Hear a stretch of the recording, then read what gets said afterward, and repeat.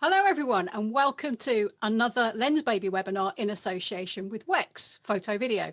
I'm Angela Nicholson and I'm co-presenting this today with my good friend and esteemed photographer Robert Pugh, who is lurking around in the background. Hi Robert, how are you? Hello, I've figured out how to turn my mic on, so we're already off to a good start. Excellent. So I'm good and looking forward to covering this webinar. Excellent. Well, so this time we're talking about the Omni Creative Filter System by Lens Baby, which is a little bit different. And you may remember, those of you who joined us last time, we were talking about how Lens Baby started by the sort of strange producing the bendy optics that enable people to take creative images in camera, without using Photoshop or anything like that. And the creative filter system came around when the Lens Baby creators basically realized that a lot of people were doing things like holding glasses in front of their lens, like this one. This is Thames Water's finest, to create give their images a different look. And like, even I know a wedding photographer who routinely was picking up champagne glasses and waving it in front of his lens to take in more interesting images, and actually had those cheap reading glasses that you can get that are all sort of clear plastic. He was using those to maybe give a bit of stretch and distort and give his images a kind of romantic, dreamy look. But obviously, when you're juggling a glass or a pair of spectacles in front of a lens, and you've got your camera and you're trying to direct people, it all gets a bit much. So the Omni system was created by Lens Baby to kind of free you up, but enable you to do these really interesting creative effects. And although you can use them with Lens Baby lenses, you can actually use them with any lens, which is really useful. So if you're not confident with manual focus, then you can stick with your favorite autofocus lens and use the Omni Creative System. Now, Robert uses it for wedding photography and portraiture, don't you, Robert? Yeah, I do, and it's that little sort of accessory you can just throw in your bag, and it's a little creative prop you can just pull out when you're doing wedding portraits. You've got the bride and groom and you want to create something different. I know there's a lot of people that they rely on Photoshop to do stuff, and they kind of imagine it in their head what they want. And maybe when they get into Photoshop, they can't just get that look they were after, or they've seen it in a magazine or someone else's picture and they try to recreate it and they can't just get there. Or maybe they can, but it's added another hour's work on to just that one image. And maybe you want to put that look onto 6 or 7 of those images. So for me, I'm very big on getting everything like 99% right in camera. I want to do as little to no work in my post processing as possible. Spend more time having a glass of wine with the wife instead, So and that's where and that's where all this sort of really comes in, because you can sort of let that creative side of you come out and you can instantly see the results with the camera. Now, light is the key to this. If you're going to shoot in the dark, then you're not really going to get that effect. So we want to have light, whether it's artificial light from like LEDs. So, we've got like little LEDs we can carry around with us. So if you are shooting in the dark, then you can use an LED. In the day, nice sunlight coming in, a beautiful bright day is excellent for these, but an overcast day will work. You just need to work that a little bit harder to get the effect going on. But the whole process is getting that sun to go through the prisms and to create this like starburst effect all over, or different colors, whatever you've got in mind. And I know Angela was just saying there about we used to do this by getting tin foil and scrunching up, and I know I was a bit of a sucker for it. I always used to have a bit of tin foil in my bag that was scrunched up, and I used to unfold bits of it and put it in front of my lens and let light hit it and bounce something back. And another way, we used to buy these glass prisms, and the glass prisms are quite sharp, they're quite hefty, and it's quite hard finding a place in your bag for a big prism, and you've got to stand there with the bride and groom looking as you're waving this sort of prism with one hand, holding your camera with the other, and trying to get the effect. So be more professional, look more professional by having this Omni fixed to your camera where everything's held in place, and you look a lot more professional on the day while you're with the bride and groom, or even while you're doing a portrait. Because don't forget, I know I'm rattling on about setting it up, but maybe you're doing a portrait shoot, maybe you've took the time to set it all up, you're on a tripod, and say you're doing a daylight one with natural light. What better way, if you have a break, to then just say to the couple or the model, oh, just go back over there, and you can start off exactly where you was with having to set everything up.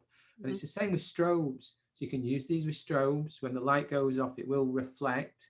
It takes a little bit longer to set it up because obviously the lights, you got to take that picture to see the light and then set it up. But once you're halfway through the shoot, you have a break, and then you can go back and start off exactly where you left it. You can't do that when you're holding things with your hands. So anything to say on that, Angela? If you're not a professional, maybe you like shooting landscapes, or going out into woodlands and getting something just a little bit different, then that's a really interesting opportunity to use them. And I think then it becomes more about keeping your hands free and perhaps having, yes, you can almost reproduce, but it's something like, if you just move it a little way, you'll get something completely different. If you turn to a slightly different angle, you'll get a completely different look. So, it's useful for sort of creative still lives and landscapes. And, there's just, sometimes you're out and you just see the light hitting a patch of grass or something like that, and you just think, oh, I want to take an image. You take a straight image, and then you want to do something a bit different. Well, you could be doing macro photography, and you're taking a picture of like a flower, or maybe I've seen some amazing pictures actually the other day on Facebook of someone who was taking insect pictures on the middle of a flower. Now, with the Omni, you could take it that step further, because you can bring in those kind of rainbow effects bleeding into the picture, and you could literally create that whole look directly in the camera. So it's kind of endless what you can use it for, whether it's macro photography or landscape photography. It could be early morning, that sunrise, and the sun could be coming up, but you want to get on the lower third of your image this kind of reflection of the sun. So the perfect one would be, they've got a prism. I'm just going to pull this one out actually, just so I could show you. Yeah, that's the one. There you go. So my assistant has just held it up. So that prism there, so you could actually have that on the lower third. So when the sun's coming up, you could actually get that lovely reflection on the bottom. Maybe you're skimming across water, but you're not that close to the water. So by adding that in, you could create that reflection sort of scooping across. So it's a brilliant way to use it. And all I can say is it's your own imagination that can take it as far as you want to go with it. So, we'll cover some very basics today. We'll show you the different kits and what's in it. And I'm going to attach it to this camera here that's looking at me, and I've got my other camera so I can show you how it attaches onto the front, and then we'll go through that. Okay, so shall we actually show people what the system itself looks like? The first thing you need to do is go to your lenses, get all the lenses that you're going to use it with, and look at the filter on the front of the lens. Look what the size is. Now they can vary on lens to lens, but look what the smallest filter thread you have on one lens, and look what the largest filter thread is on the other. So this one that I've got, this is the 62 to 82. Okay, so it says there. Now, this is the largest of them. The 62 to 82 is what I would say is your medium mirrorless cameras to your DSLRs. Okay, then the other box would be a 49 to a 58, and I would say the 49 to 58 is going to be more towards your Olympus users, your Panasonic users, because obviously you've got a smaller lens diameter on your lenses. So now I'm not saying that is to the T. So that's why I'm saying get all your lenses, find out what your smallest one is and your largest one is, and that will dictate to you which set you get. So in the small set, which I'm going to name the 58, you'll get a 49, a 52, and a 55, and a 58 millimeter ring. So you get step down rings, but I'll show you those in a minute. Yeah. And then the larger one, which is it's a native, it's a 77 millimeter, the actual diameter of the disc, but you get step down rings as a 62, a 67, a 72, and an 82. But don't worry about all those numbers. When you go to buy it, there's two options. It'll either be the 49 to 58 or the 62 to 82. And you just need to pick that option that you want, and you'll be golden from there. Now, don't worry if you've got one lens and there isn't a step down ring in there. So you can buy step down rings separately. So just go to Wex's website, put in the size that you want it to go, say from 77 to say 49, and then a step down ring will come up. And step down rings, they're pence. They're not expensive at all. Anila said, please tell her there's a Fuji mount. So maybe you've realized by now, Anila, actually, because these attach to the filter thread of your lens, they're universal. Yeah. So you don't need to worry about lens mount. So that's why I was explaining what the most important thing is your filter mount on the front of your lens, because they fit every single make and model of lens. It doesn't matter if it's a Fuji lens, a Sony, a Tamron, or whatever, they fit all of them. Okay, so that's the good thing with this. If you change brand of camera or even brand of lenses, it still works on it, no problem at all. So just find out what your smallest lens is, your largest lens, and then you'll be able to fit it to all of them. So that's the sort of the technical aspect of purchasing it. You've got your 3 additional step down rings in there. Then you'll get a little instruction book there that gives you kind of an overview of the effects that you can get out of it. And then it just gives a little example on what's in the box and how it all goes together. But we're going to go through all that today. Now, lovely little pouch. The thought about this pouch isn't just something that they're thrown together. You're probably wondering what these little black strips are, but I'm going to come to that in a moment, okay? So open it up. Now, these are 2 extension bars, so you can pop them out, and you've got 2 little magnet extension bars. They just fit nice and neatly there, so you're not going to lose them. Then when you open the bag up itself, there's 3 little pouches in there, and the pouches are to hold all your little tricks of the trade in there. Now, they're actually called wands, which I really like. Yeah, they're very Harry Potter. Yeah, very Harry Potter. So, so the wands just fit inside, and you've got 3 of them that'll come with the kit that you buy, sort of the starter kit, basically. We'll call it, and that's the horseshoe. The horseshoe, a lot of people like that as well. And then, obviously, you will get the main ring with the magnets attached there. So these magnets, they move around, and you can actually just take these off. You can pull them off all together. But the whole process is, once this is attached to your lens, you can maneuver everything around. Then you have these extension arms that can go on there. Then you can get maybe a wand and you can attach it, and you see how that stays in place, but you see how I can move that around to exactly where I want it to be on the lens. And I can maneuver this the whole 360 degrees around that circle wherever I wanted. But it doesn't stop there. Maybe you want to add maybe a gel style in there as well. So I can actually add in another one, and I can maneuver out. That could be a gel.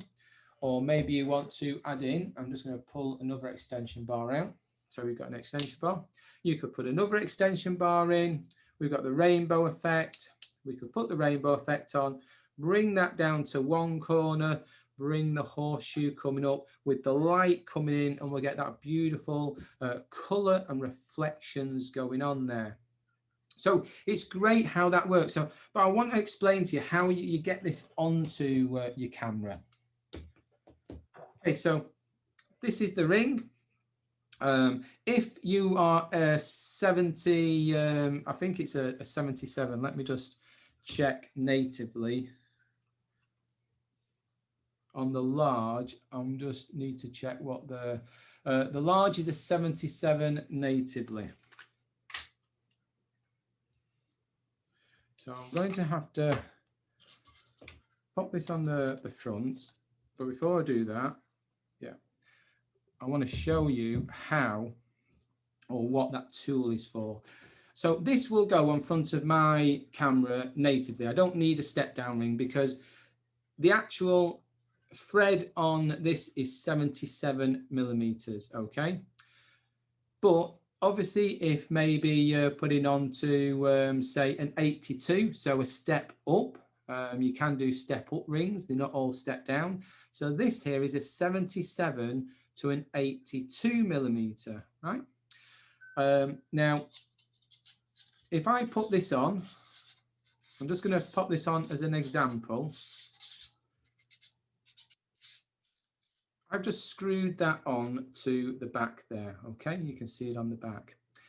Now, maybe you put this onto your lens and you've put it on a bit tight and you're like, oh, do you know what?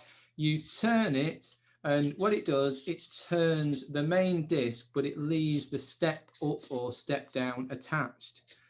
That is what this little tool is for, because this, you put it round, it locks in place, and then you grip. See how you've got the grip now there? You can grip it, and then you give it a little crank, and you can undo it. It's like, for all you mechanics out there that know what I'm talking about, if you wanted to get your oil filter off your car, you actually had something very similar to that. You put round and you give it a little kick, and it comes off. You got your pouch here. So the whole idea of the pouch is you can pop that in, your disc will fit in the front there and it fastens up, okay? So I'm just gonna go over some of the extras. So this is the basic kit. This is the kit that you need to buy to start off. So basically the starter kit. It'll have your step down rings, it'll have 3 wands at the disc with the extension arms as well for the magnets. But then when you get going, when you start using it, you'll probably find that you want to create some different effects. And the way you can do this is you can buy expansion packs. Now, I'm going to call these expansion packs. I've got 2 here, and Angela's got the colour one with her. So we'll go over these 2, and then I'll get Angela to show you the colour one. Colour one looks really good if you want to. If you like gels, then definitely pick the colour one up. So same, this bag, it comes in a nice bag, but these are slightly different. What you'll notice is I've got 2 strips on the back. Now, very cleverly, it's got the opposite Velcro to this. So if you do buy 2 and you put them together, then that's it. You know, they're all Velcro together. They keep nice and neat. So that now is a nice little kit to have everything in it. You can open them both up, you can go into both sides and get what you want out. And if you've got a couple of kits, then maybe you're only going out and doing a certain type of photography. You think, well, I only need those ones. So then you just Velcro that kit to the back. If you're going out and doing something else and you feel you want this kit, you can just Velcro it to the back. So it keeps everything together. So I like that little trick that they've done there. So first kit. So in this one, we get more of a precise wand, I'm going to say. So it's still a prism, but it's more of a precise wand the way the stick is. So this is the flare expansion pack. Yeah, and you know, it's exactly what the name said. You're adding that flare into it, and that's why these are long, and you know, we've got like a wavy wand there to create that flare sort of shooting across. And then we've got this one where the end is like it's been blown out with the glass. So again, you shoot it off into the distance as well. So we'll definitely have a look how they look in a minute. And we've got one more down here. So again, very long sort of prism that we're going to use. Put that in there. And then the next kit. So this is more shards of glass. So if you see that, and again, none of these are sharp. They're all nicely rounded off and smoothed down on the edges. So you're not going to cut yourself. They are really nice to sort of hold in the hands. You're definitely not going to cut yourself. So that's like a shard of glass, and we can use that to get a nice reflection going. And the way the glass is cut, it'll give some nice reflections on the edges as well. So this is the crystal expansion pack. I'm already seeing a lot of rainbow colours reflecting off my light up here coming through this. So that's a really nice one to use. And then lastly, if I can find it in here and just pull this one out. Now this is probably one of the most used, I would say. If you've ever been a wedding photographer and you like those chandeliers hanging down and you want to shoot through the chandeliers to get that lovely sort of crystally chandelier look, but then you're shooting above and down to the couple. Well, this, you can see, this is like a chandelier teardrop. Really nice one to use, because what you could do is, when I find where I put,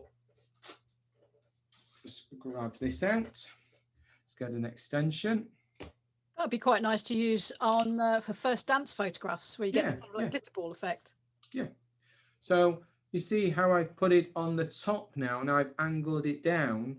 So the kind of the shard is facing down. You get that lovely teardrop coming. So when you're doing a photo through there, you get that lovely effect. And again, you know, you don't just need to buy one or two of these kits. Even though you own one of the additional extras, you can actually buy another one, because you can actually place a couple around there. You could make your own fake chandelier if you like. Say you had maybe 3 of these, and you could hang them down. So when you're taking a picture, it really does look like you've got the shards hanging down from the chandelier as well. So sky's the limit what you want to do when you're using all of this. Angela, do you just want to show us the colour version? I haven't actually got the full colour expansion pack, but I've got the critical components. So basically you get 2 crystals. This is the kind of more rounded one. There we go. So you can see it's a crystal, but it's got kind of like colours on its surface, and it really adds a nice bit of colour. I can just pop it on there. You can see the you effect. Can see that colour coming into the corner with that. Yeah, it's nice. And there's these magnets are quite strong. And there's quite a pointy one as well, a more sort of pointy version of that. Then you also get a really nice selection of coloured gels, and there's 2 different variants of the gels. So you get, this is a plain blue one, and you get all sorts of different colours, but so you get the plain ones, and then you get these ones which kind of got you can just about see there, it's got a crinkle effect on it, and it's also got kind of like a rainbow effect as well. So that is really interesting. You can get some really nice effects there. If I just put it on, hang on, come back to me, camera. It's going to twist it round, and then if I'm just going to put a bit of light on it. So I've got a little light here, and you can see, look, we're getting, and because it's got that cross hatch pattern, we're actually getting like almost like a V in the bokeh balls there. Looks like bokeh balls, doesn't it? And you can just twist it round, or you can put it up and move it about and get different effects. So you're getting a bit of color, but you also get, that's just my normal light hitting it there. You get a bit of color, and you get a bit of pattern as well, which I think is quite interesting. Slightly more funky looks, and it's again, they come in a variety of different colors. So in some lights this one looks blue, and in other lights it looks, depends on the angle, it looks almost bronzy. It's quite interesting. So that's the color pack. You get quite a lot of variables in the color pack, and you basically, with these, you get a couple of the wands, and you can just undo that screw, and then you just swap. So you could do just change things. And we were discussing this earlier, and obviously we would never endorse this, but you could put different things in there, couldn't you? You know, if you had some, say if you had a sweet wrapper that you really liked, you could pop that in there. When you're in between sizes, so we've got Janet that's just said that she's on my Panasonic Micro Four Thirds, and she's from a 46 to a 67 when it comes to the lenses. And I've got someone else that I'm on a larger, so I'm on a 58 or to a 62. So 58 to a 62. You're basically the two people, so Liz and Janet, you're in between sizes. I would think it's better to go for the bigger one if you might need it, because then you're less likely to get vignetting. If you're using a zoom lens and it's and you plan on zooming in, then the chances are you might be all right with the smaller one if it's right on the cusp. But as a rule, I'd say it's probably better to go for the bigger size. Yeah, and you see that's probably one thing where you have over me though, Angela, because you use zoom lenses. I don't own a zoom lens apart from the video one that's here, but all of my lenses are primes, so I don't have any of that vignetting because whatever step down ring I have is for that prime lens, and with primes you don't get any of the kind of vignetting comes when you're at your widest, and you probably see something around the edge as well. So so yeah, it depends if you use zooms or primes as well. So have a think about all of it. You can't buy the ones individually.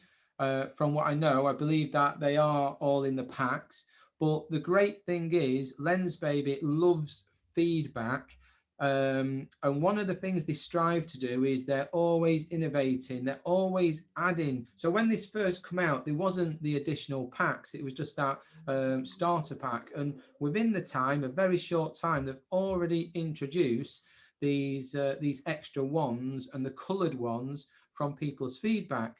So if you feedback this enough through us on these webinars to them directly on the social networks, then I'm sure they might even open that up to where you can buy them individual. And if you give them ideas on other ones that they can create, if there's a big enough market for it, then they'll probably consider doing that as well. So always worth looking out. Let me show you how this attaches to the camera so you can see. So I've got a Sigma 28mm art lens on my Sony A9 Mark II, just in case people ask. I don't need a step down ring because this is natively 77mm. Now I will say, without me going getting another lens, lenses vary dramatically. So some are metal on the end, or aluminium or aluminum, whatever you want to call it. So the threads are quite robust, and you can just, screw the adapter ring on nice and easily. But some lenses, now I know Olympus, they're plastic on the end, Sigma are plastic on the end, Tamron are plastic on the end. So make sure you don't cross thread them, because that's something you can't replace there. So just be a bit careful as you're putting it on. I know I say that, and I'm doing it here in front of everyone. Now I kind of rest it on top of it. Yeah. And if you just slowly turn it, you can feel it just drop in and, like lock into place. And once it's locked in, then I can just turn it and it's on there. So we can see it's all locked onto place. So that's it. It's on there, and you can see it's very easy to put it on. You can start building up from this. So, we could maybe put a lens on, and you can see if I'm going to shoot, how I can just maneuver that around to where I want, and then I can just take a picture. It's there. So that's the rainbow one you've got there, isn't it? Yes, it is. Yeah, rainbow shimmer on. yeah, probably my favorite, the rainbow one, and the one that I kind of use the majority of the time. So this and that, those are the ones that I would use the majority of the time. But I'm going to put this on the camera that we're filming on so you can see the effect. Right, so, you know, effects. Angela's shown us what the gels do, and the gels can be really creative as well. So, you know, think about that. I could really see myself doing a portrait shoot with a little bit of moody lighting, maybe using some gels to light parts of the area, and then to bring that gel in to create that extra bit of detail and creativity, and then you can move that around. I really see a good portrait shoot coming off with that. So the rainbow one. Now, when it comes to the effect, so I'm quite wide at the moment. Let's see if I can demo this. I'll go all the way out. If you're at the widest, then effects are harder to see, okay? Because the lens pushes it out. So you see, if I bring this in, I'm going to just turn it around. See some rainbow. Yeah, so you can see some rainbow coming in. I'm going to push it towards some light there. Okay, so, you know, that's coming in. You can see the reflection of my arm and things happening, but it's very wide. And when you're doing a portrait shoot or when you're doing macro, that's not necessarily the way that you would use this type of image. Now, I'll demonstrate something for landscapes in a minute, but we're concentrating on portraits. So excuse the zoom. So I'm going to zoom in now. Let's not go too much. I've shaved, so that's okay. So now we've zoomed in. So do you see now how you can see that rainbow sort of coming into the corner, but now you can't actually tell the stick, or you can't actually see the hard line of it, and that's because of lens compression. Now, I don't know what all your levels of photography are, so I'm going to just give you a little insight to lens compression. So when you do, I know I always reference portraits, but it's the easiest way, and that's what I do. So if I was to take a portrait of me, if I was wide, it would make me look, you know, bigger, fatter, and not as flattering in the face. But if I use a narrow, you know, I zoom sort of all the way out. So instead of being at 70, maybe I'm at 200. The way it compresses the image, it will slim me down. It will make me look, I'm going to say, more attractive. Is that possible though, Rob? Well, I was thinking that, you know, I thought, could that even be done? So, so it would make you look a lot more thinner. There was a really good example of it not so long ago flying around on Facebook. Now, I don't have a lot of hair, okay? I'm going to zoom this out so I can explain and you can see me in a minute. So there was a girl standing in the same spot and she had long hair coming down. They took a picture of her at 70 millimeters. It actually starts off, I think, at 50 millimeters. And her hair was very flat and she had a big forehead and her face was kind of bloated out. Then they sort of took it up to 70 millimeters. And they went all the way up and they actually went to 300 millimeters. And at 300 millimeters, it looked like she'd had this volume put onto her hair, because all the hair all of a sudden was this lovely sort of bushy hair. And it looked like it had been volumized, but nothing had been done to it. It's the way that lenses work when they're compressed. And that's what you need to think about when you're using these. So I'm just going to zoom me out to here so you can see. And we've got this one now, and I can see now, look at the effect there. Now, I love old film. If you look at my website, that's how I edit. So most of the stuff is edited towards Ecuador or Kodak Gold. That's the colors that I lean towards. I just love that look and that warmth to them.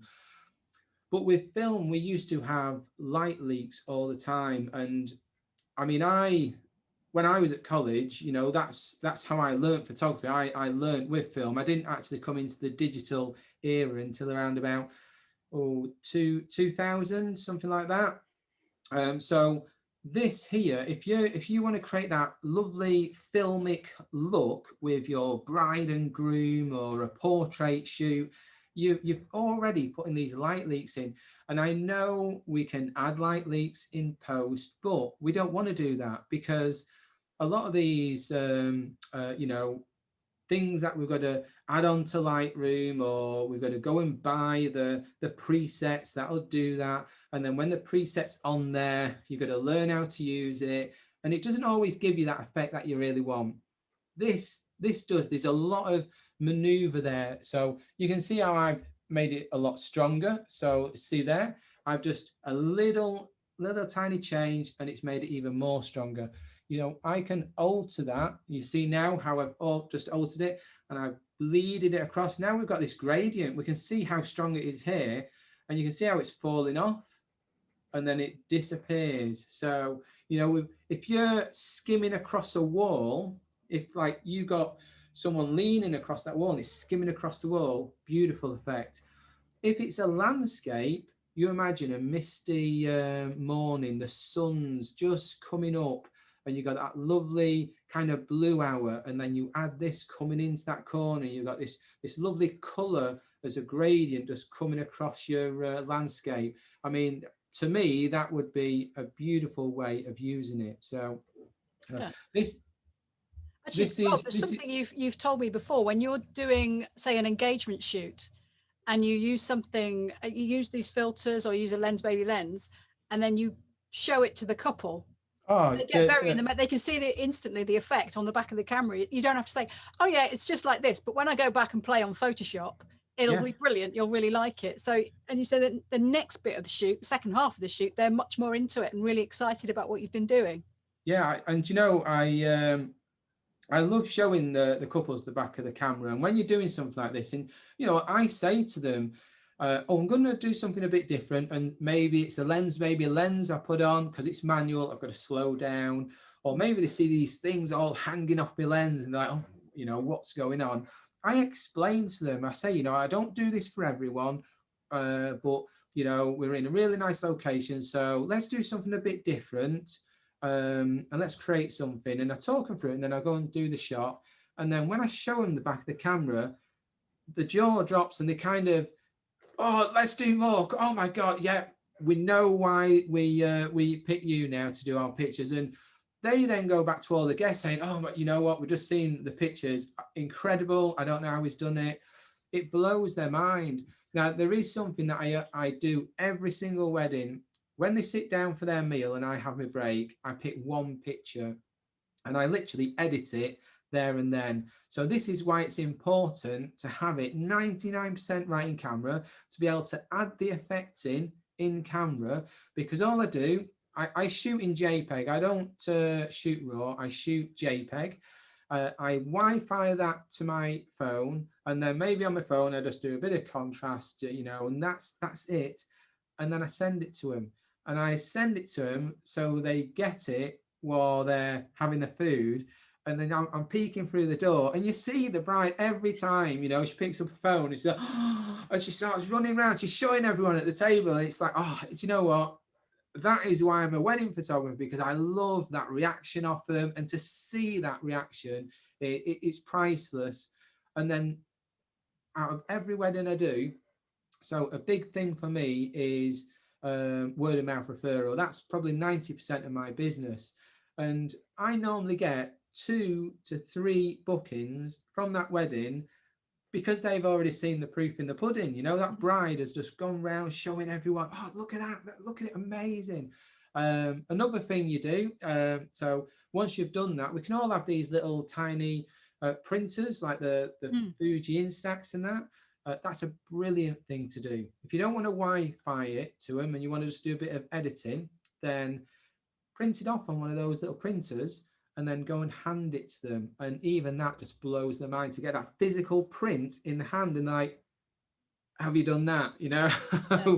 So they're all little tools, and that's what the Omni is.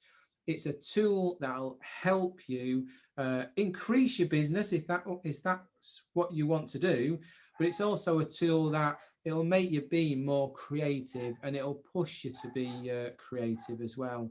So it's very easy to use. So, and let's just do one more. Magnets are so hard. I'm like pulling all the lens off, you know, as I. It's a lot easier when you've got it in your hand. It's when you're leaning out and it's on the camera on a. I know. Bit weird. So, you know, when it comes to the chandelier look, I'm going to come up here. I've actually put it in the wrong place because I need to move this around. So for me, the chandelier look, you see how you can just bring that into the corner there, and you see now how the light is catching that on the side, and you can add as many of these in as you want to. So I'm just nice thing is you can use it to cover up a bit of a messy background, can't you? Yeah, of course you can. You know, you can bring all these kind of, now I'm here, so there's not that much reflection going around me because it's a lot of black here. But if you was outside, these would be bringing the elements of outside in. So if we was going to do, let's do a landscape one. Let me get a prism, and we'll show you a prism. I'm just twiddling a prism here, actually. I need to put a bit of light on it. Just because I'm sat in the dark. What I'm going to do is, you can see how I level it up along the bottom, and look on the bottom of my lens now, and you can see that reflection, see of my hand? That could be water. You could easily use that as water. But watch, I can turn this round and bring in other elements as well. So it's a very easy thing to do. Now, again, if you say by the sea and you're doing that shot of a pier, if you put one of these underneath, then this, you could bring in the reflection of the sea more coming in. So instead of it just being a sea that ends, you could have like this dreaminess to it of all the reflection coming in the bottom, and then the pier going off into the distance. With a flower, if you're doing macro, a lot of people end the frame and there's nothing there. So if it's just going to be kind of pointless, or maybe you think, well, I'll crop into that in post. Well, let's not crop into it in post. Let's fix it in camera. And if you get out this prism, pop it onto the bottom, what it will do, you can turn it and then reflect in the flower. So you're going to actually use a content-aware fill tool, but with the prism, and you can reflect in the flower, fill in the gaps. Hey, we don't need to crop anymore. We fixed it in camera. So a really easy and nice way to use and to play around with. So I'm going to move that out. I'm just going to zoom out again so I can have a chat to everyone. So we've just got a few minutes left, and there's a few questions. Yeah, so let's go for questions, because my desk is looking like a bomb site now. Mine's covered in little bits of glass. No. One thing to say though, so you've got like a small version of one of these, haven't you, Angela? Yes, although today I've been using the little Rotolite. Yeah, so Rotolite, or little handheld LED lights, they are magic when it comes to these, because if you do need some extra, like one of the BMOs or whatever it's called, if you want to add in some light, if you're in kind of a dark area, holding one of these above your head, and it can just bounce off there and create that effect. So brilliant to have something like that. If you're really struggling, then take a picture of a white piece of paper with your phone. It's always good then, because then what you can do, you can turn your phone to that image, and because it's white, it actually gives off quite a lot of light, and you can just hold your phone up. Don't use the torch on the like your iPhone or something, because there's only one brightness, it's on or off. With these, you can adjust the brightness. But if you've got a picture of a white background, then that's quite subtle. So then you can hold it up and you can angle it around. Even a light picture, not a dark picture. If you've got like a light picture with a lot of colour in, then this is a prism. So if you hold your phone up, you can actually reflect all that colour in as well. So other little tiny tricks you can do with it. I was just thinking, I noticed walking out in the woodlands at the moment, there's a lot of fungi out at the moment. You know, it's just been the right weather, nice and wet. So something like a little light and some of these, you know, little ones, you could create some really interesting images. Oh, yeah. Yeah, and especially if some of these are all like by colours, you can actually change the colour. So this is one that you can change the colour. So if you're out in the field like that, and like you say, you've got all this moss and fungus, it's like green, you could actually shine a bit of a green light onto it to richen it up, and then bring your wand in, reflect all that back into the prism. You know, you've already got a stunning shot to do. And I could imagine there, you know, a nice mushroom there, and it's all being reflected underneath. So loads of uses for it. Liz has asked, what impact does changing the aperture have on the strength and appearance of the effect? That's it. Loads, yeah. So basically, when you're using all of these, it's better to be at lower apertures. I'm going to say, you know, I mean, f1.4 would be amazing because it's so dreamy already around the outside. When you add aspects into it, it's going to smoothen that out and sort of gradually bring the effect in. If you're shooting at f8 and, you know, above, then everything's crystal clear to the edges. So when you bring things in, like you've seen when Angela was doing it and when I was doing it when I was wide, my lens was wide, you can actually see the shape of the products we were putting in front. And that's because, you know, these cameras that we're demoing on, I'm at sort of quite a high aperture, so you can see everything behind me quite clearly. So yeah, if you are using them, I would definitely say it's beautiful at lower apertures. You can easily use it at your higher apertures, but think about what you're going to do. So a landscape photographer will be at f8, say f16. So he's going to be using the prisms at the bottom, you know, bringing that sort of reflection in. If he's sticking something in front, angling it out, you're probably going to see the shape of it. So yeah, so lower apertures. And macro, it doesn't, I would say it doesn't really make a difference because of how you're shooting so close to something. When you bring elements in, it's just going to come into the scene. Okay. I think that kind of underlines that there is no real right and wrong with this. You know, it's all about looking at your image as you're creating it. And, you know, if you're using a relatively long lens, then you could probably use a narrower aperture because obviously the depth of field is going to be shallower. But as Rob showed earlier, if you have a wide angle lens and use a narrow aperture and you've got say if you've got the prism a bit further out on one of the extensions, then you stand more chance of being able to see the hard lines of it, the edges of it. If you pull it in, zoom in a bit and use a wider aperture, then it all starts to kind of soften up.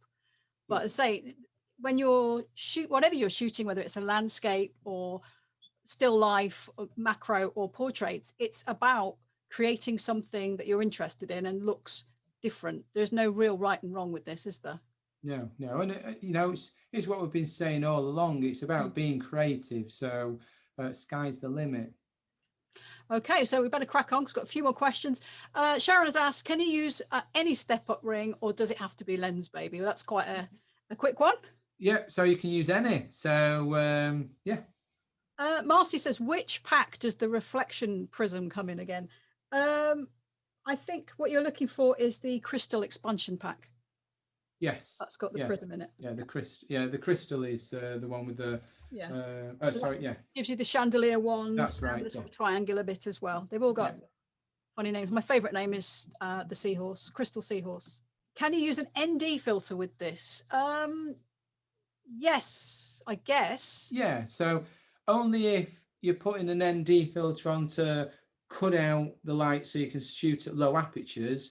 It would still bring in the effect, but you couldn't use a polarizer filter because the polarizer filter takes away reflection. So just remember that. Okay. Katie said, what is the really colourful one you had, which was the one with the lovely colour down the side? I think you might mean that one. Yes. And this is part of the colour expansion pack, which has a lot of different gels. There's the kind of like the flat gels, you know, just the plain gels. And then there's ones with these sort of patterns on them. And also put the crystal away, but there was the crystal. I think this might be it. So the crystal one's nice. Yeah. That's probably more like a chandelier one as well, because most chandeliers have a sort of a colour to them as well. I've hidden it somewhere. Yeah, I can't find anything on my desk now. It's here we go. Yeah, that's the other one. Yeah, nice. That's a nice one to use. I think you probably can tell that both Robert and I are very enthusiastic about this, because it's really nice to get the results in camera. And I think it's, you know, particularly when we've had a bit of a strange time recently, it's really nice to be able to focus on your photography and get in the moment, and to play and create is a really great way of relaxing. It's very much down to you being creative, creating your own unique images in a variety of ways, whether it's macro, you know, landscapes. You could even do street photography. I mean, imagine having it attached and you've got the prism attached to create that reflection, and you're out there doing a bit of street photography, and you're adding in the reflections yourself. So it's vast what you can do with it. And if you do get one and you do some images, then please do tag us in on your social accounts, and then we can have a look at your images as well. It's been brilliant to co-host and chat with you again, Angela, and have some fun with all these gadgets. Yeah, it's been nice. Thanks very much. I really enjoyed it. Yeah, no problem. And we will talk again very soon. Bye, everyone. See you, everyone. Bye. Thanks for joining us.